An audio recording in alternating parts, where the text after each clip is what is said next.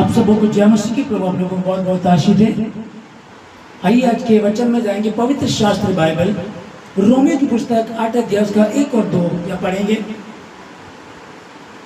अतः अब जो मसीह यीशु में है उन पर दंड की आज्ञा नहीं, क्योंकि वे शरीर के अनुसार नहीं वरन आत्मा के अनुसार चलते हैं।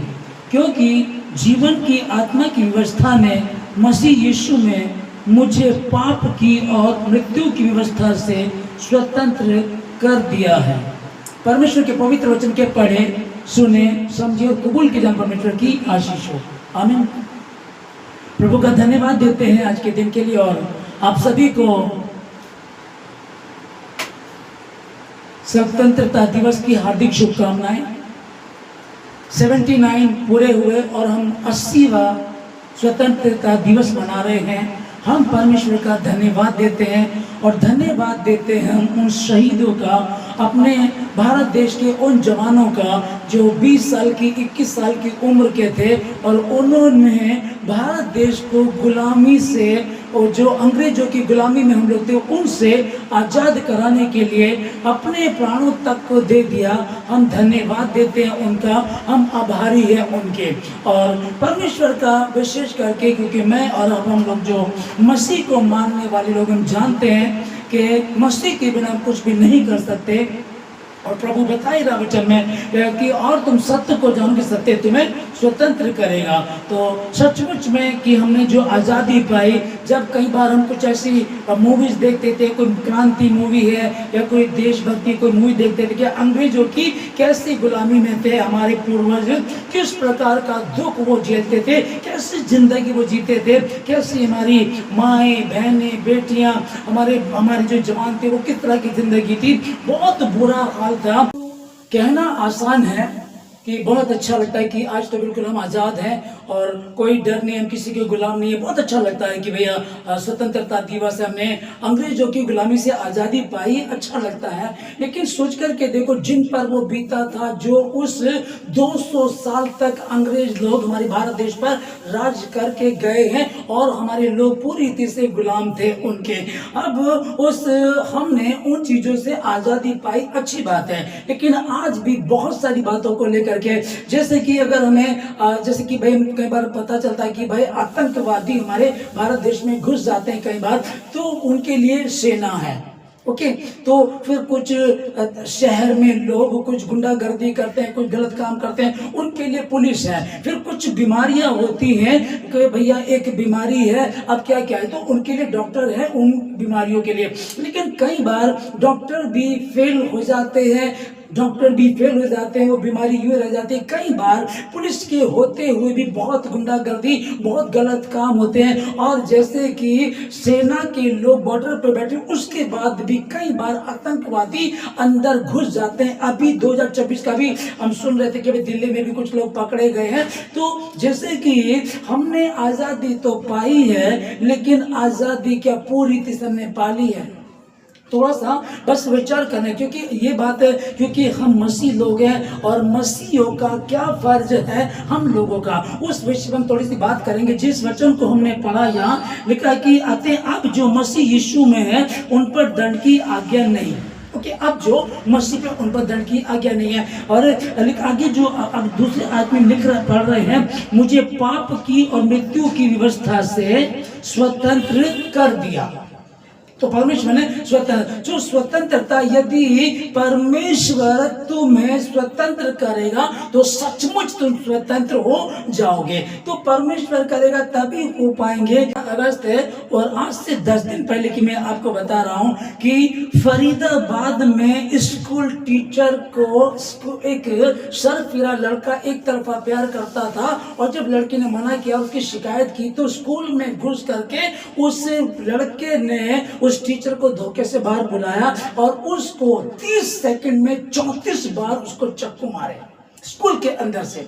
अभी की बात है ये, 3 अगस्त की ये बात है। ओके, 5 अगस्त की मैं आपको बताऊं, तीसरी कक्षा में पढ़ने वाली 8 साल की लड़की को एक 28 साल का उनका पड़ोसी उस लड़की को स्कूल से लेकर के आता और जंगल में ले जा करके उसके साथ दुष्कर्म करता है और फिर बाद में उसको मार भी देता है। आप समझिएगा मैं क्या कहना चाह रहा हूं कि जब हम सुनते हैं कि भैया 1 अगस्त से तैयारी शुरू जाती है स्कूल में और बड़ी बड़ी जगहों में, ऑफिसों में, सरकारी जगहों में, कई जगह में, बहुत जगहों में हम तैयारी शुरू कर देते हैं। 15 अगस्त आ रहा है, सफाई की जाए, व्हाइट वॉश किया जाए, ये सब तैयारी करते हैं। लेकिन जिसको 3 अगस्त को हरियाणा के फरीदाबाद में स्कूल टीचर की हत्या कर दी गई स्कूल में घुस करके, ओके, और दूसरा एक 28 साल का पड़ोसी 8 साल की लड़की को पहले स्कूल से लेकर आता है और जंगल में ले जाकर उसके साथ दुष्कर्म करता है। तो मैं क्या कह रहा हूं आप लोगों को, जो हम मसीह लोग हैं उनकी बात चल रही, मैं आप लोगों की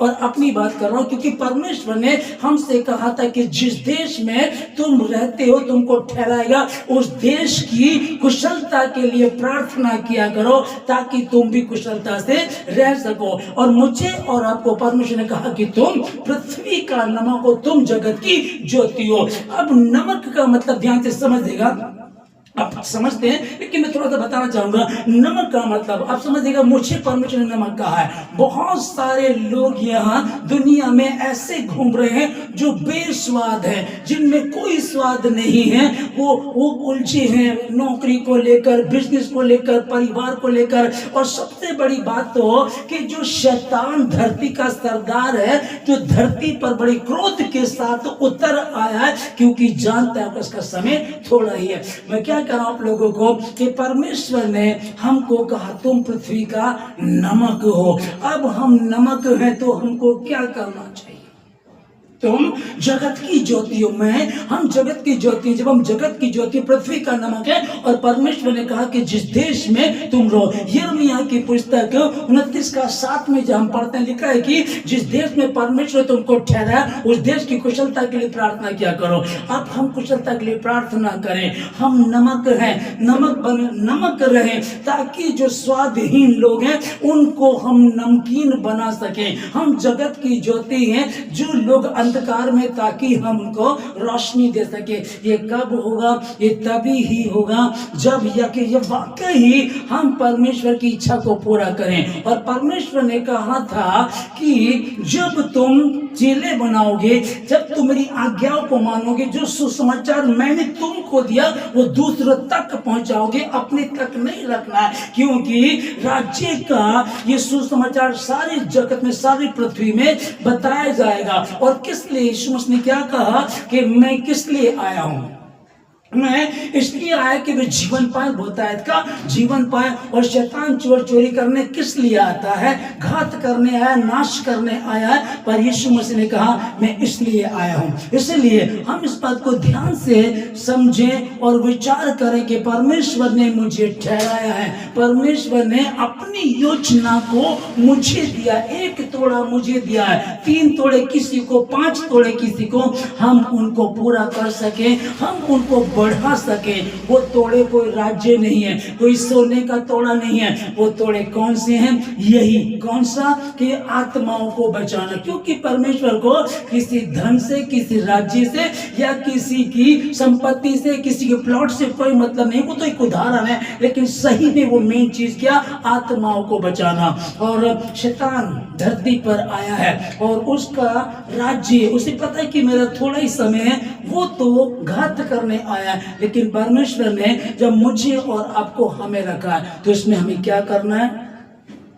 हम प्रार्थना करें, प्रार्थना करें कि हे परमेश्वर, तू परमेश्वर मुझे बुद्धि दे, समझ दे परमेश्वर, ताकि प्रभु मैं तेरे कामों को पूरा कर सकूं। जब परमेश्वर पतरस के पास आया तो कहने लगा क्या तू मेरे साथ 1 घड़ी भी नहीं जाग सका? तो परमेश्वर हमसे 1 घंटा चाहता है, कम से कम 1 घंटा। कहा परमेश्वर ने कहा क्या तू मेरे साथ 1 घड़ी भी, इसका मतलब जागना तो जा रहा है, 1 घड़ी भी नहीं जाग सका। हम प्रार्थना करें। हाँ, स्वतंत्रता दिवस की हार्दिक शुभकामनाएं आप लोगों को।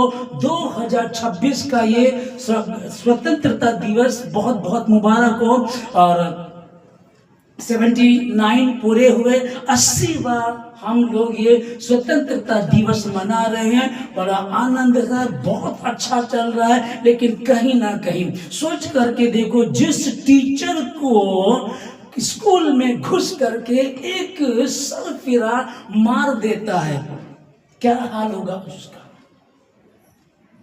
8 साल की बच्ची को कोई दरिंदा, 28 साल का दरिंदा पड़ोस में रहता है 10 साल से, और उसकी नजर उस बच्ची पर थी। वो स्कूल में गया, लेकर के आता है और उसके साथ ऐसा करता है। मैं ये 2 बातें बता रहा हूं लोगों को, ऐसी सैकड़ों न्यूज होंगी।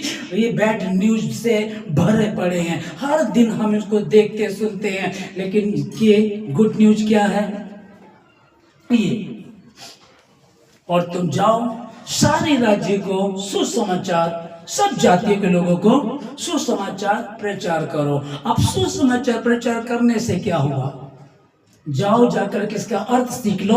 मैं बलिदान नहीं परंतु दया चाहता हूं, क्योंकि मैं धर्मियों को नहीं परंतु पापियों को बुलाने आया हूं। और जब प्रभु पापियों को बुलाने आया है तो ऐसे बहुत सारे पापी दुनिया में है। हाँ, पुलिस ने पकड़ लिए गए, इलाज कर दिया गया, जेल भी काटेंगे। लेकिन बात तो वही चल रही है ना कि बच्चे, जिस टीचर को मारा शादीशुदा थी, बच्चे थे, बच्चों ने माँ को खो दिया, पति ने पत्नी को खो दिया। अभी समझिएगा। और 8 साल की बच्ची के साथ जो हुआ, उनके परिवार वाले क्या सोच रहे होंगे। आजादी किससे, गोरों से। 200 साल तक उन्होंने हम पर राज किया, हमने उनसे गुलामी से आजादी पाई। 80 साल आज हो गए हैं, 80वां हम मना रहे हैं। अब बड़ी खुशी की बात है, आनंद मना रहे हैं। लेकिन तो भी क्या हम, क्योंकि पता क्या है, अगर हम सोचें कि हम स्वतंत्र हो गए हैं, हाँ स्वतंत्र हो गए हैं, किससे, सिर्फ अंग्रेजों की गुलामी से, लेकिन स्वतंत्रता अभी भी नहीं है। उसके लिए हमको क्या करना है, एक ही है, हम मसीहियों के लिए, मेरे और आपके लिए तो यही है जो परमेश्वर ने हमसे कहा। और जिस देश में तू रहेगा, ना तो कोई भांज होगी और ना किसी का गर्भ गिरेगा। ये कैसे होगा, जब तू प्रार्थना करेगा तो तेरा परमेश्वर तेरी प्रार्थना को सुन करके तुझे आशीषित करेगा और उन लोगों को भी आशीष देगा जो वहां रहते हैं। हम प्रार्थना करें, हम एक जिम्मेदारी लें कि हाँ, परमेश्वर ने मुझे नमक कहा है। बहुत सारे लोग हैं, पाप इतना फैला हुआ, बहुत ज्यादा नशा इस टाइम में इतना फैला हुआ, बहुत ज्यादा। अभी मैं एक आंकड़े को देख रहा था कि नशा जो है, दारू का नशा पहले के अपेक्षा अब बहुत कम हो गया है।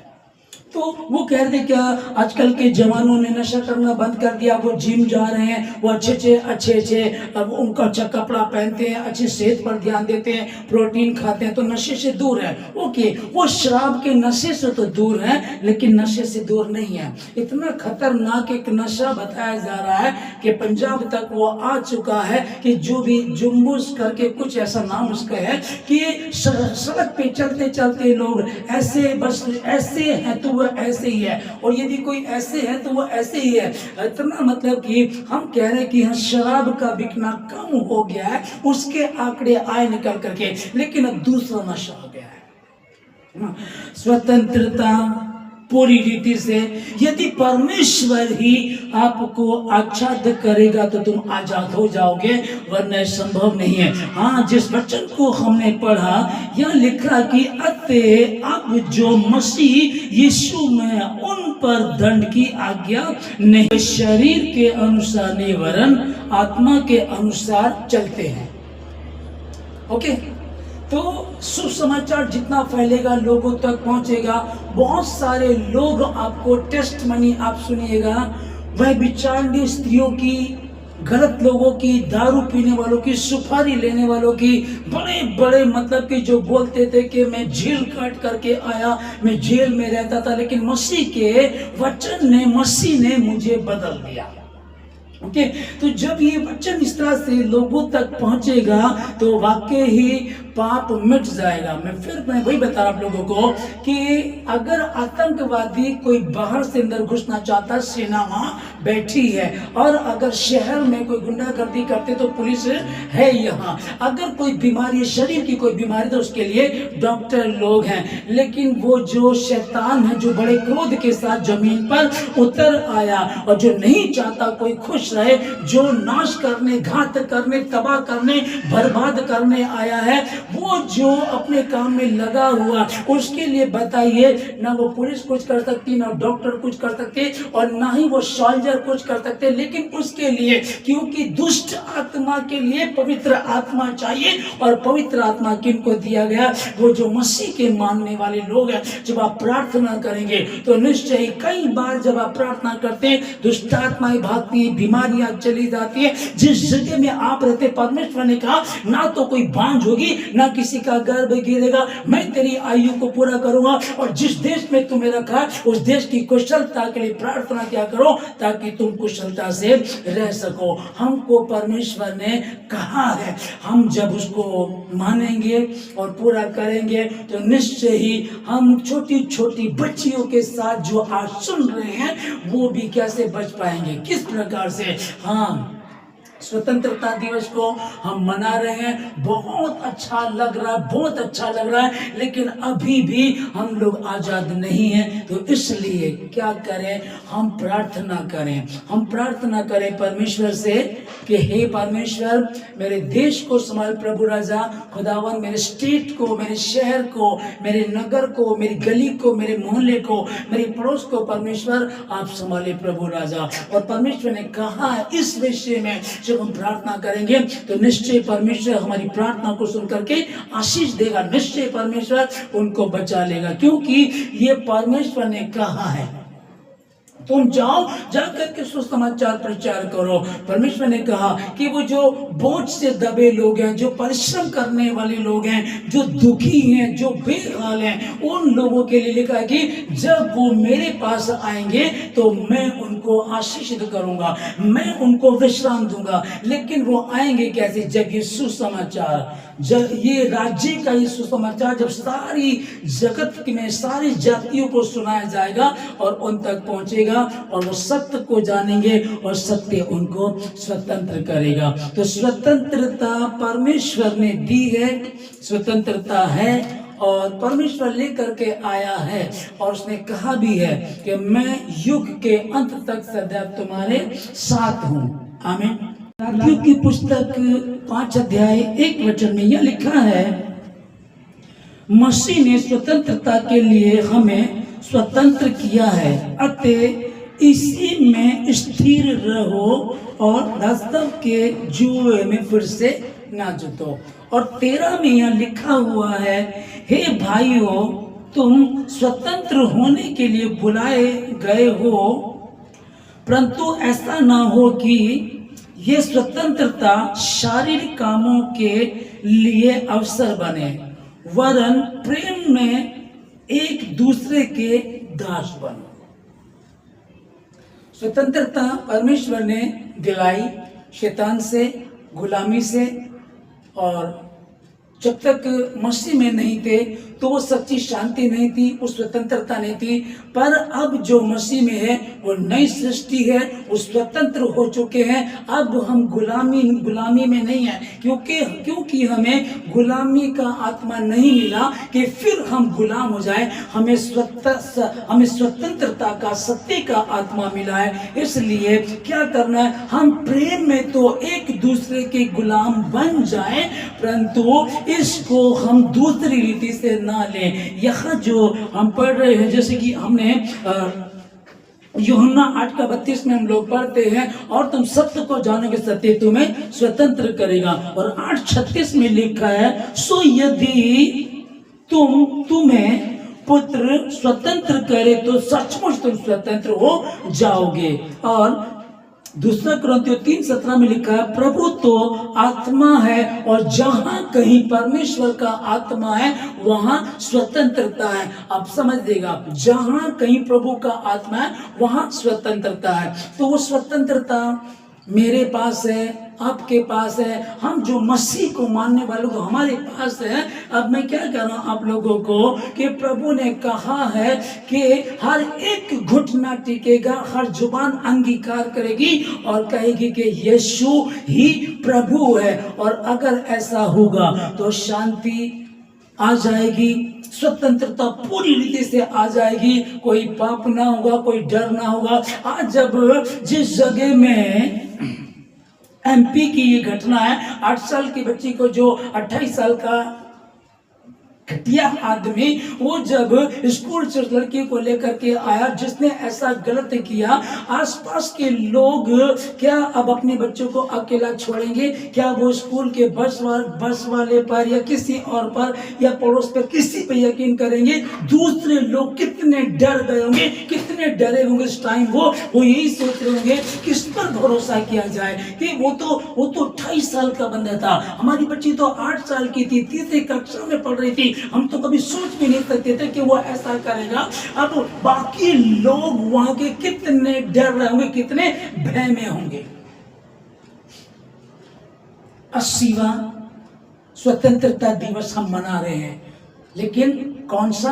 अंग्रेजों से गुलामी, अंग्रेजों की गुलामी से हमने आजादी पाई। पर क्या हम आजाद हैं अपने घर में, अपने मोहल्ले में, अपने शहर में? आप नॉन स्टॉप न्यूज उठा करके देखिएगा, आपको bad news bad news bad news bad news नजर आएगी। फिर हम क्या करें समझ में नहीं आ रहा। इसीलिए परमेश्वर ने तुमसे और मुझसे कहा कि तुम पृथ्वी का नमक हो। लोग दुखी हैं, परेशान हैं, बेहाल हैं, उलझन में हैं, वो उनको कहीं से कोई रास्ता नजर नहीं आ रहा है। जब तुम्हारे घर में इन्वर्टर होता है और एक बल्ब तुम्हारा बरामदे में लगा होता है, तो वो बल्ब जब पूरे गांव की लाइट चली गई, आपके घर में इन्वर्टर है और आपका बरामदे का बल्ब जलता है, तो हर आने जाने वाला उसकी रोशनी में जाता है, उनको ठोकर नहीं लगती है। वैसे ही हमारे पास इन्वर्टर है, वैसे ही हमारे पास वो बल्ब है, वो लाइट है कि यदि कोई इधर से अंधेरे में जाएगा, अंधेरे में से निकल कर आया, तो वो यहाँ से रोशनी को पा करके लाएगा। ये कब होगा? क्या सचमुच में और आप हम जगत की ज्योति हैं, पृथ्वी का नमक हैं? और अगर नहीं है तो हम प्रार्थना करें। मैं यहाँ बोल रहा हूँ, मुझे भी सोचने की जरूरत है कि यहाँ तो चलिए मैंने 1 घंटे में बोल दिया, क्या बाकी समय में ऐसा कर पा रहा हूँ?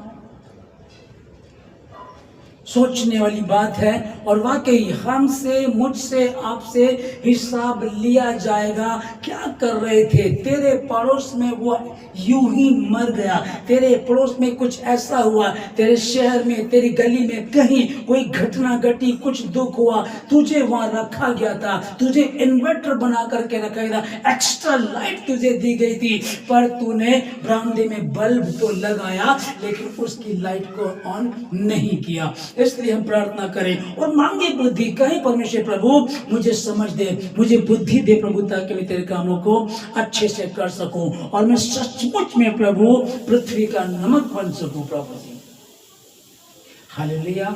परमेश्वर आप लोगों को बहुत बहुत आशीष दे, बहुत बरकत दे। और ऐसा नहीं कि खुशी की बात नहीं, बहुत खुशी की बात है कि कम से कम हमने उन अंग्रेजों की गुलामी से आजादी पाई। ओके, प्रभु का धन्यवाद। अब मेरी और आपकी, हमारी जिम्मेदारी बनती है, और जिम्मेदारी को अगर हम वाकई पूरा करेंगे, ऐसा नहीं है मैं प्रार्थना करूंगा, मैं क्यों प्रार्थना करूंगा? हम जानते हैं कि मसीह में की गई मेहनत व्यर्थ नहीं जाती। जब मैं दूसरे को अपनी रोटी दूंगा तो परमेश्वर मेरे पेट को भर देगा और मेरे वंश को संभालेगा, मेरे परिवार को संभालेगा और वो आशीष करेगा। इसलिए ध्यान में रखिएगा कि ऐसा नहीं है कि मसीह को कह दिया कि प्रार्थना किया करो अपने लोगों के लिए, अपने शहर के लिए। ऐसा ही नहीं है कि मुफ्त में है। जब हम ऐसा करेंगे तो हम तो शांति से भर जाएंगे, हम उस आशीष को पालेंगे और वो मुसीबत, वो दिक्कतें, वो परेशानी हम तक नहीं आएगी। नमक हो, मैं पृथ्वी का नमक हूं। आमीन। यिर्मयाह से परमेश्वर ने कहा, मैंने तुझे तेरी मां के गर्भ में पड़ने से पहले ही चुन लिया था। किस लिए?